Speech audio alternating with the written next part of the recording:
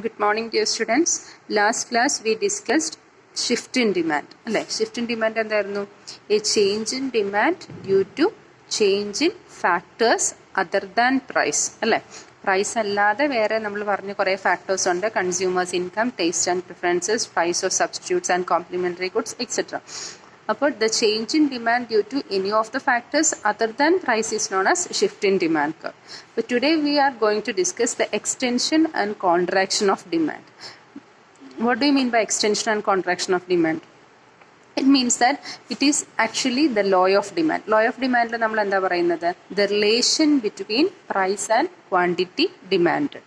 Extension and contraction of demand means the change in demand due to change in price when other factors remain constant. Law of demand la nammal paranjadum the relation between price and demand when other factors remains constant. Extension and contraction എന്ന് പറയുമ്പോൾ എന്താണ് അവിടെ കാണിക്കുന്നത്? The change. അപ്പോൾ എത്രത്തോളം change വരുന്നു എന്നുള്ളത്. The change in demand due to change in price when other factors remain constant is known as extension and contraction of demand. Contraction of demand means decline. Contract ചെയ്യുക എന്ന് പറഞ്ഞാൽ എന്താ? കുറയുക അല്ലേ? അപ്പം അങ്ങനെ ഓർത്താൽ മതി. The decline in demand due to rise in price. എപ്പോഴാണ് ഡിമാൻഡ് ഡിക്ലൈൻ ചെയ്യുന്നത്? പ്രൈസുമായിട്ടുള്ള റിലേഷനിൽ പ്രൈസ് കൂടുമ്പോൾ. So contraction of demand means decline in demand due to rise in price. Then what is extension of demand? Increase in demand due to fall in price. Okay. Extension and contraction of demand results in movement in the same demand curve. നമ്മൾ shift in demand പഠിച്ചപ്പോൾ shift in ഡിമാൻഡിൽ എന്താ സംഭവിച്ചത്? നമ്മുടെ normal demand കർവിൽ നിന്ന് upward ഷിഫ്റ്റും വന്നു, downward ഷിഫ്റ്റിങ്ങും വന്നു. പക്ഷേ extension and contraction of demand എന്ന് പറയുമ്പോൾ there is movement in the same demand curve. കാരണം എന്താ സംഭവിക്കുന്നത്? അവിടെ പ്രൈസും ക്വാണ്ടിറ്റിയും തമ്മിൽ തന്നെയാണ് വേരിയേഷൻസ് വരുന്നത്. So there is results in a movement in the same demand curve. ഈ ഫിഗർ നോക്കിക്കഴിഞ്ഞാൽ മനസ്സിലാവും. അവർ ഒറിജിനൽ പ്രൈസ് ഈസ് OP. കണ്ടോ? OP ആണ് നമ്മുടെ actual price. Then when OP is the price, quantity is OQ. When price increased to OP1, then what happens? When price increased from P to P1, that is new price is OP1. Then what happens? When price increased from P to P1, quantity declined from Q to Q1. അല്ലേ? ക്യൂവിൽ നിന്ന് Q1ലേക്ക് decline ചെയ്തു. Price എന്ത് സംഭവിച്ചു? കൂടി. അപ്പോൾ ഈ PQ എന്നുള്ളത് എന്ത് സംഭവിച്ചു? OP1 വന്നപ്പോൾ OQ1.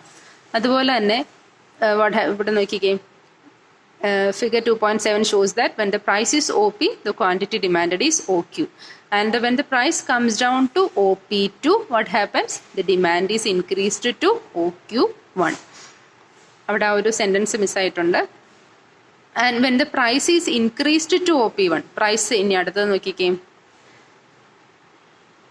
Sorry, when the price comes down to OP2 എന്ത് സംഭവിക്കും? The demand is increased to OQ1 അല്ലേ? When price is increased from P to P1, the demand is decreased from Q to Q1. അതുപോലെ തന്നെ when price is declined from P to P2, then what happens? Quantity demanded increased from Q to Q2. Okay, but then OP2, then what is the quantity? OQ2. What is OP price? OQ. Then OP1 quantity? OQ1. But this is our demand curve. DD is the demand curve. These three price levels make 3 points A, B and C on the same demand curve DD.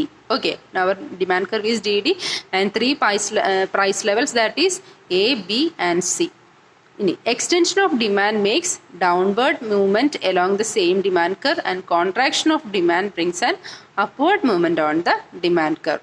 Thus, extension and contraction of demand cause movement in the same demand curve, whereas as we already discussed, shift in demand results in a new demand curve, higher or a lower demand curve, അല്ലെങ്കിൽ upward shifting downward shifting. But extension and contraction of demand എന്ന് പറയുമ്പോൾ movement in the same demand curve.